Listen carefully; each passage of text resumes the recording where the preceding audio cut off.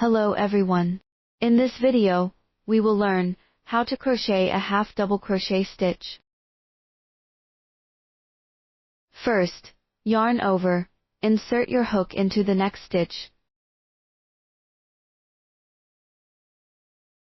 Yarn over again, and pull the yarn through the stitch to form a loop. Now you have 3 loops on your hook.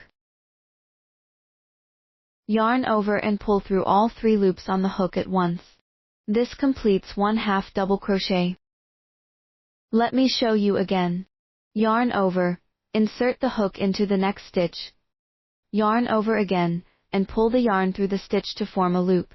You now have 3 loops on your hook.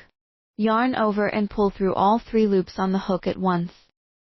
Another half double crochet is done. That is all for this video. Enjoy your crocheting time.